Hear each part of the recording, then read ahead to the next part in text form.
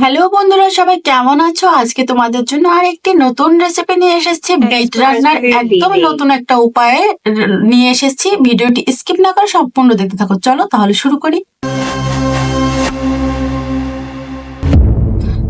চিংড়ি মাছ নিয়ে নেব এবং আমি সাথে বিট নিয়ে নেব।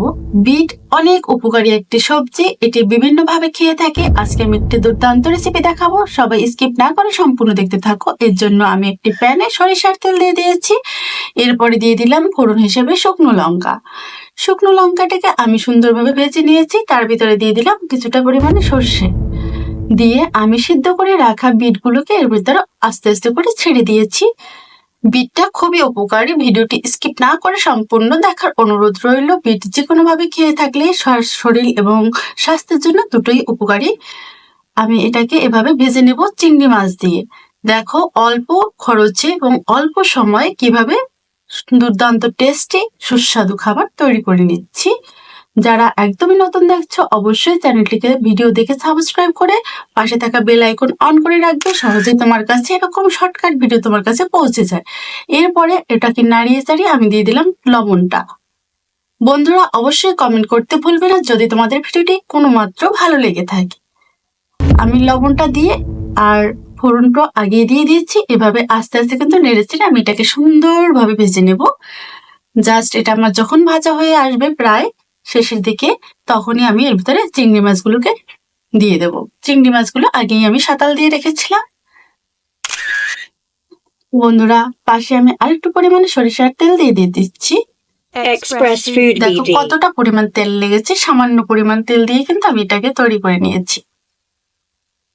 ভিতরে পুড়ে যাতে না যায় এর জন্য কিন্তু আমি আর একটু পরিমাণে তেল দিয়ে দিয়েছি। এখন এর ভিতরে আমি চিংড়ি মাছগুলোকে সুন্দর করে মাখিয়ে এর ভিতরে ছেড়ে দেব। মাখানোর জন্য সরিষার তেল এবং হলুদ দিয়ে আমি হাতের সাহায্যে এটাকে মেখে নিয়েছি। আমি মাঝখানে এটাকে দিয়ে দিয়েছি সেদ্ধ হওয়ার জন্য। দেখো কত সুন্দর নিউ টেকনিক কায়দায়, এটা অন্য কোথাও লেগে যায়নি এবং কালারটাও সুন্দর থাকবে, একদমই মনে হয় যেন টাটকা ভাজা। বন্ধুরা ভিডিওটি যদি ভালো লেগে থাকে অবশ্যই লাইক করতে ভুলবে না এবং সর্বশেষে কমেন্ট করে জানিয়ে দেবে কেমন হয়েছে, কেমন দেখতে লেগেছে, তোমাদের রেসিপিটা কেমন হয়েছে সবটাই কমেন্ট করে জানিয়ে। কেমন দেখো কালারটা কত সুন্দর হয়ে এসছে। চিংড়ি মাছটা আমার তৈরি হয়ে গেল এবং সুন্দর এর সাথে মিশে ভাজাটাও সুন্দর সুস্বাদু করে তুলেছে। এই শীতের মৌসুমে এই ফেভারিট বিটটা সবারই পছন্দের এবং এটি মানুষের অনেক উপকার করে আর অনেকভাবেই খেয়ে থাকে। জাস্ট আজকে তোমাদের সাথে যে রেসিপিটা শেয়ার করলাম এটা একদমই সহজ রেসিপি, অবশ্যই তোমরা বাসায় তৈরি করে খাবে। যদি ভালো লেগে থাকে অবশ্যই পাশে থাকবে আর চ্যানেলটিকে সাবস্ক্রাইব করতে কেউ ভুলো না যেন। বন্ধুরা আজকের মতো আমার রান্না এখানেই প্রায় শেষ করছি। আমি পরবর্তীতে তোমাদের জন্য দারুণ দারুণ রেসিপি নিয়ে আসবো। ততক্ষণ তোমরা সবাই আমার সাথেই থেকো, ভালো থেকো এবং বেশি বেশি করে সাপোর্ট করো।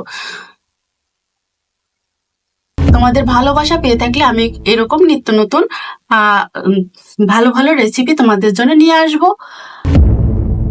দেখো আমার রান্নাটা শেষই হয়ে গেল। সবাই ভালো থেকো, ধন্যবাদ।